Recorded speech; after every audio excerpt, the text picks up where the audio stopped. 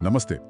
आज हम पोलैंड के जो आगामी राष्ट्रपति चुनाव हैं, उन पर एक गहरी नजर डाल रहे हैं। जी हाँ, याद होगा अक्टूबर 2023 में रिकॉर्ड वोटिंग हुई थी। हाँ बिल्कुल, और तब नागरिकों ने एक प्रो यूरोपीय, प्रो डेमोक्रेटिक सरकार चुनी थी। सही, और उसने लॉ एंड जस्टिस पार्टी मतलब PIS के 8 साल के शासन को खत्म किया था। वही PIS जिस पर उदार लोकतंत्र को धीरे धीरे कमजोर करने के आरोप लगते रहे हैं। हाँ, लेकिन उस PIS शासन का एक मजबूत स्तंभ अभी भी है, वो है निवर्तमान राष्ट्रपति आंद्रेज डूडा। और उन्हीं के उत्तराधिकारी का फैसला होना है अब इस राष्ट्रपति चुनाव में। पहला दौर इसी रविवार को है। बिल्कुल, और ये सिर्फ एक आम राजनीतिक मुकाबला नहीं है। सही कहा।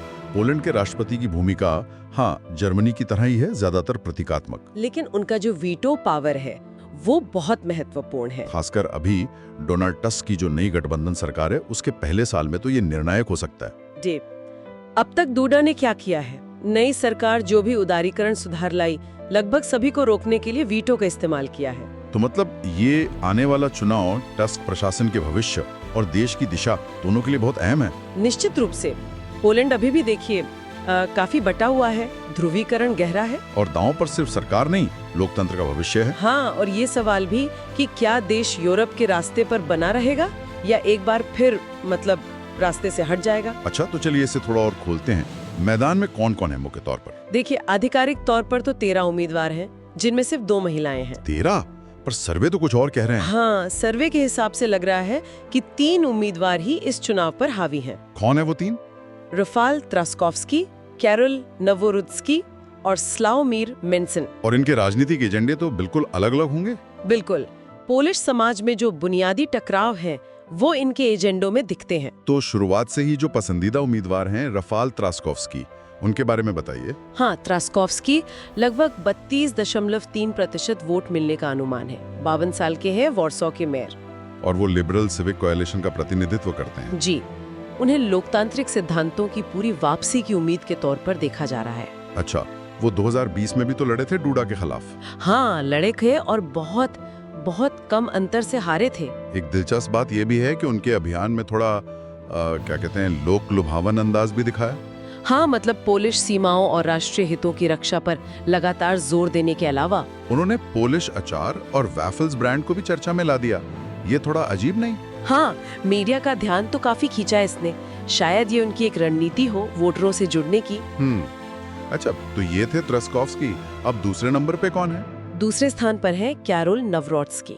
पहले दौर में करीब 25.2% वोट मिल सकते हैं। ये पाई वाले उम्मीदवार हैं। हाँ, ये लॉ एंड जस्टिस पार्टी यानी PRS द्वारा समर्थित है। 41 इयर्स के, वैसे स्वतंत्र उम्मीदवार हैं। और ये राष्ट्रीय स्मरण संस्थान IPN के निदेशक के रूप में जाने जाते हैं। जी, नवरोत्स्की का एजेंडा काफी सख्त रूढ़िवादी है। और उनके वोटर कौन है मुख्य रूप से? वो मुख्य रूप से ग्रामीण कैथोलिक मतदाताओं से अपील करते हैं। भाषणों में सुना है राष्ट्रीयवादी बातें ज्यादा होती हैं। हाँ, वो पोलैंड को यूरोपीय विदेशी घुसपैठ के खिलाफ एक मजबूत किले की तरह दिखाते हैं। वो PIS के लिए नए हैं राजनीतिक रूप से? हाँ, नए हैं, लेकिन पार्टी के जो कट्टरपंथी हैं उनको अपने पीछे लाने में कामयाब रहे हैं। लेकिन उनके अभियान पर कुछ घोटालों के आरोप भी तो लगे हैं। हाँ, ये बात है। उनका अभियान कई विवादों से घिरा रहा है, खास तौर पर भ्रष्टाचार और सत्ता के दुरुपयोग के आरोप। वो अपार्टमेंट वाला मामला क्या है?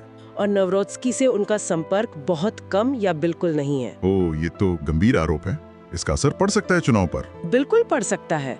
ये आरोप उनकी छवि खराब कर सकते हैं। खैर, अब तीसरे प्रमुख खिलाड़ी पर आते हैं। स्लावोमिर मेन्सन।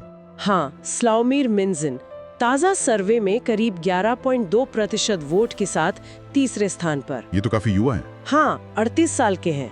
दक्षिणपंथी उदारवादी पार्टी है नोवा नाज़िया, नई आशा, उसके नेता हैं। और ये धुर दक्षिणपंथी गठबंधन कॉन्फेडरेशन के उम्मीदवार भी हैं। जी, मेन्सन यूरोपीय संघ के कट्टर आलोचक हैं। और उनका एजेंडा आर्थिक और सामाजिक रूप से? वो एक उदारवादी आर्थिक लेकिन सामाजिक रूप से रूढ़िवादी एजेंडे के वकालत करते हैं। उनका वो 2019 वाला नारा काफी विवादित था। हाँ, बहुत। हमें यहूदी, समलैंगिक, गर्भपात कर और यूरोपीय संघ नहीं चाहिए।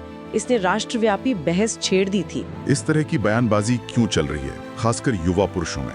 देखिए, मेन्सन का उभार मुख्य रूप से उन युवा पुरुष मतदाताओं के असंतोष की वजह से है जो महसूस करते हैं कि पारंपरिक पार्टियां उनका प्रतिनिधित्व नहीं करती हैं। और उन्होंने सोशल मीडिया का भी खूब इस्तेमाल किया। हाँ, टिकटॉक पर तो उनका दबदबा रहा और उन्होंने किसी भी दूसरे उम्मीदवार से ज्यादा शहरों और नगर पालिकाओं का दौरा किया। लेकिन हाल में उनकी रफ्तार कुछ कम हुई है। हाँ, अभियान के अंतिम चरण में खासकर टीवी बहसों के दौरान उन्होंने कुछ मोमेंटम खो दिया है। तो अगर हम पूरी तस्वीर देखें, नतीजा क्या लग रहा है? बहुत अनिश्चित है। हाँ, अनिश्चित तो है।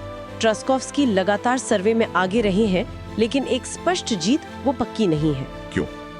टस्क सरकार से कुछ निराशा है? हो सकता है डोनाल्ड टस्क के 1.5 साल के शासन के बाद कुछ मतदाता चुनावी वादों के धीमे अमल से शायद निराश हो। और दूसरी तरफ पीएस के पास नवरोत्स्की के अलावा कोई मजबूत चेहरा नहीं था। सही, पीएस कोई बहुत आकर्षक उम्मीदवार पेश नहीं कर पाया और नवरोत्स्की से जुड़े ये ताजा घोटाले उनकी संभावनाओं को और कमजोर कर सकते हैं। और मेंडजिन, जिन्हें ब्लैक स्वॉन कहा जा रहा था? हाँ, मेंडजिन ने भी अंतिम चरण में कुछ पकड़ खो दी है, ऐसा लग रहा है। तो क्या हम दूसरे दौर की तरफ बढ़ रहे हैं, ट्रस्कोव्स्की और नवरोत्स्की के बीच? बिल्कुल, ताजा सर्वे तो यही इशारा कर रहे हैं कि मुकाबला दूसरे दौर में जाएगा। और तब क्या होगा? निर्णायक क्या होगा? तब निर्णायक ये होगा कि दूसरे दौर में कौन से उम्मीदवार और मतदाता किसके पीछे जाते हैं। मेंडजिन के वोटर किधर जाएंगे? देखिए, मेंडजिन ने खुद को हमेशा स्थापित दलों के विरोधी के रूप में दिखाया है, लेकिन मुद्दों के लिहाज से देखें तो वो लिबरल मेयर ट्रस्कोव्स्की के तुलना में नवरोत्स्की के ज्यादा करीब हैं। और ट्रस्कोव्स्की के लिए क्या जरूरी होगा? ट्रस्कोव्स्की को वामपंथी मतदाताओं को जुटाने की सख्त जरूरत होगी, जिनका समर्थन अभी पक्का नहीं माना जा सकता। तो कुल मिलाके दौड़ अब बहुत कड़ी बनी हुई है। हाँ, बिल्कुल। लेकिन उम्मीद तो यही है कि पोलैंड शायद पीआईएस शासन के जो आखिरी अवशेष हैं उन्हें हटा पाए और यूरोप के प्रो डेमोक्रेटिक परिवार में अपनी वापसी पूरी कर सके। जी, ये एक अहम सवाल खड़ा करता है। पोलैंड अपनी इतनी क्षमता के साथ एक ऐतिहासिक मोड़ पर खड़ा है। सोचने वाली बात है कि इस तीव्र राजनीतिक ध्रुवीकरण के बीच मतदाता अंततः कौन सा रास्ता चुनेंगे और पोलैंड के भविष्य और यूरोप के साथ उसके संबंधों के लिए इसके व्यापक मायने क्या होंगे, ये देखना होगा।